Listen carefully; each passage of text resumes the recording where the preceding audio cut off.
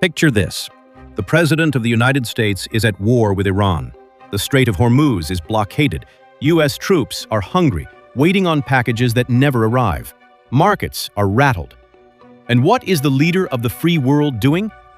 He's on Truth Social, calling Tucker Carlson dumb, mocking a widow for remarrying too quickly, and posting images of himself as Jesus Christ.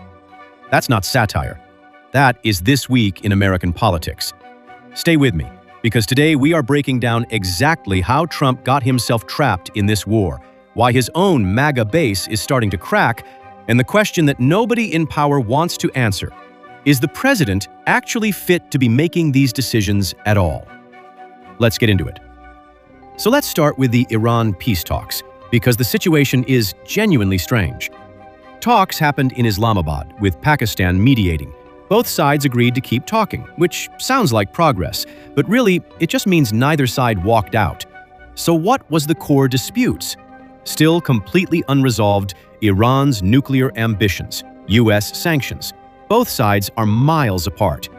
Now Trump, being Trump, has gone on record this week saying, and I'm paraphrasing it exactly, "Relations are very good, things are going very nicely," which is the diplomatic equivalent of calling a dumpster fire a campfire.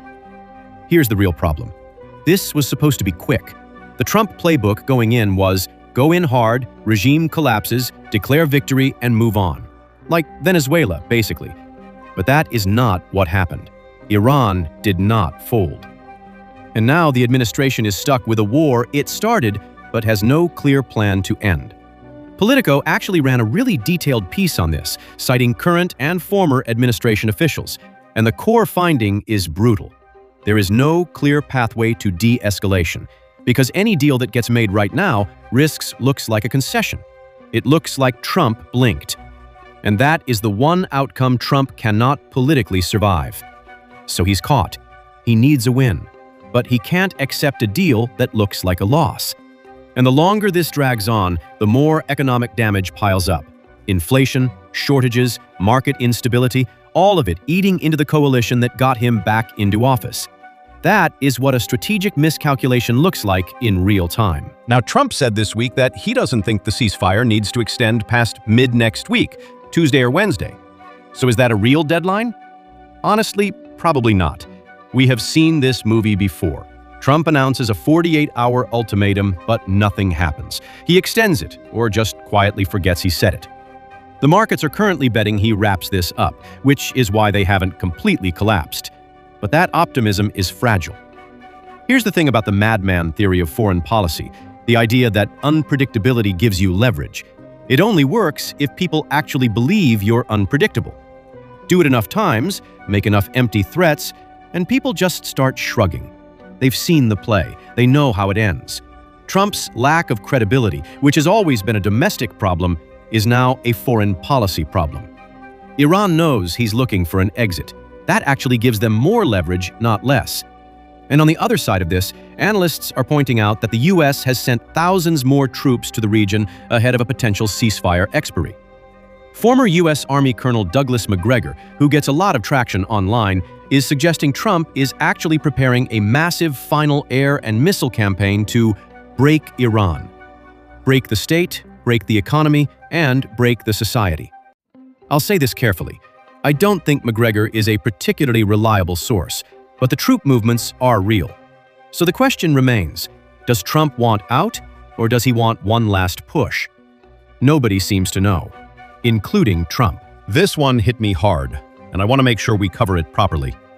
USA Today ran a report this week on what's actually happening to U.S. troops in the region. Supply routes have been rerouted or restricted.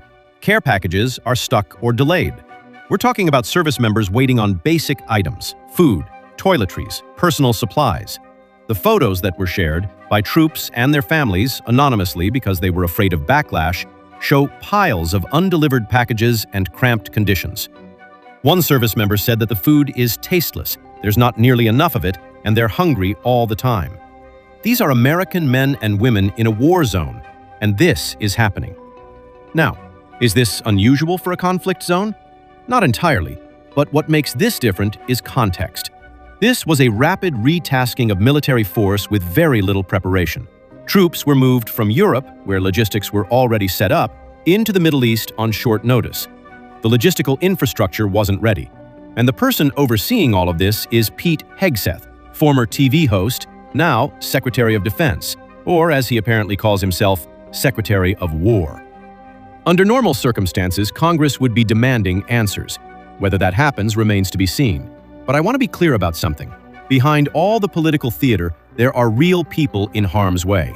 And every week this war continues, that human cost goes up. Okay, let's talk about the Truth Social posts, because I have to read some of these out because I think it matters that you actually hear them in full. Trump posted this about Jessica Tarlov, a TV pundit, this week. I'm watching one of the least attractive and talented people on all of television, Jessica Tarlov. Her voice is degrading and terrible. I had to turn her off. It goes on. Then there's a post about Joe Kent, a former administration official who criticized the Iran war, in which Trump references Kent's late wife, whose casket Trump witnessed being received at Dover Air Force Base, and criticizes how quickly Kent remarried after her death. The President of the United States used the death of a soldier's wife as an attack line. He then calls Kent and Tucker Carlson, Candace Owens, Megyn Kelly, losers. You were born that way and with low IQ. This is not Trump being provocative. This is not strategy. This is a man at war, literally, spending his mental bandwidth on personal vendettas against people his own base follows. And this is becoming a serious political problem for the Republican Party, because these aren't random critics. Tucker Carlson has an enormous audience. Megyn Kelly, Candace Owens, these are people who helped build MAGA media. And for the very first time, those audiences are hearing sustained, credible criticism of Trump from people they actually trust. Is MAGA collapsing? I wouldn't go that far. But there is real, measurable erosion. Trump is dropping among white working-class voters. He's hemorrhaging support among young voters and non-white voters who were Trump-curious in 2024. He's pushing out Marjorie Taylor Greene. The Epstein files rattled people. And with midterms on the horizon, every week that this war continues without resolution makes the Republican outlook worse. The word being used behind closed doors, apparently, is landslide, as in, they're afraid of one.